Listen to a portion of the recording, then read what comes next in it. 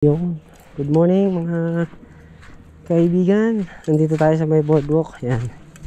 Mag-angler-anglera naman tayo ngayon. Dahil hindi tayo makapamana. Hindi na nawala-wala ang ating sipon. Papasip-sip ko na ito sa yung malabanan. Yan. Tsaka kung wala man sipon, ang lamig. Hindi talaga kaya ang lamig. Kaya hindi ako makapamana ng ayos ngayon. Napakatagal ko nang hindi nakakahuli ng malaki. Baka dito makaka-loko tayo. Kahit kakagantong kahaba lamang, masaya na ako doon. Baka nyo kung ano yung makahuli natin dito. Nawa naman makahuli. Okay, goodbye. Yan. Tingnan natin dito.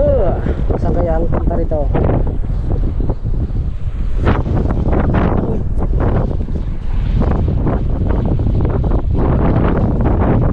Aba, mukhang lasing yung lure. Kaya na.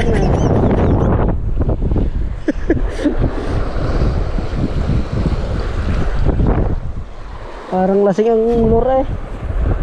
Yan. Sa una lang pala yun. Papasakam lang pala.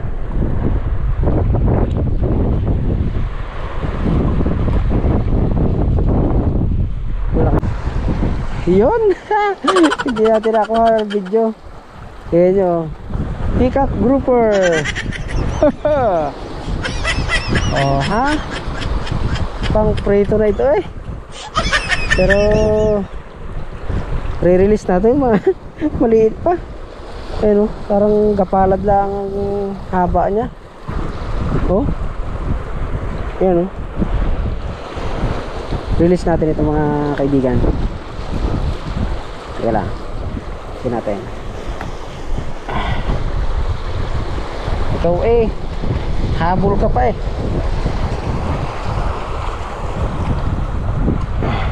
Pare ko, yun, tumalo na. Muntik pa ko natin Okay. Ayan, may maliit na naman. Maliit na naman yung bumagat. Wala mong malaki-laki. Release ulit natin. Yan. Release.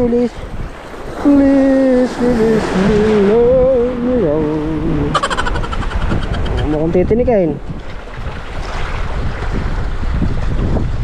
Ayun. Okay.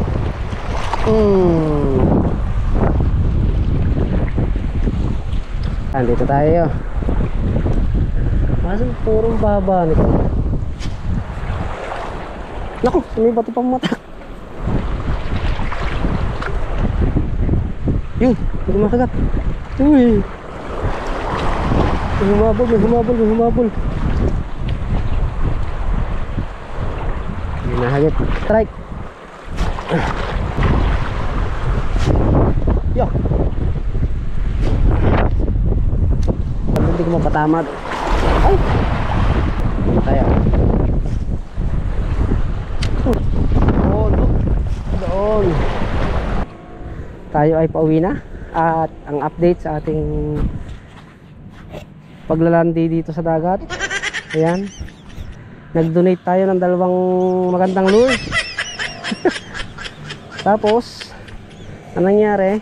Yung unang lure, pagpukol ko, nagulat ako, parang sabi ko layo ng talsik ayos Tapos nung nire-retrieve ko na, paktay, nawala pala yung buhol kasama yung leader line.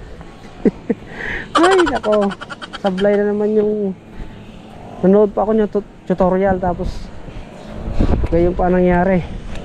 Tapos yung pangalawa naman, syempre bago natin na i-donate yung pangalawang lure, nakahuli tayo ng first class na isda. Yun, diba? Hindi tayo mapapagalitan at may huli tayo. Ito nga pala yung isda. Talagang mahalin ito. Yan diba? Toko. Yan, pagkatapos nyan, di na ilan natin yung first class na isda na yan. Pagpukol ko ulit, may kumagat. Pag salte ko sinabit sa bato, di tagal kong tagal kong hinihintay, tagal kong sinasaltik-saltik. Yung huling salte ko, hindi ko naalala na ang rod palang gamit ko ay iba. Pang casting nga, nasanay ako dun sa gamit ko na rod na pang jigging, na kahit yung bend ba, yung pag hila natin, yun ako po, ito nangyari oh. Patay tayo nito sa aking kaibigan, naputol yung rod. Hindi ko ngayon alam kung anong gagawin ko. Baka magtatago na muna ako dito, muna ako ng ilang araw sa dagat. Game over.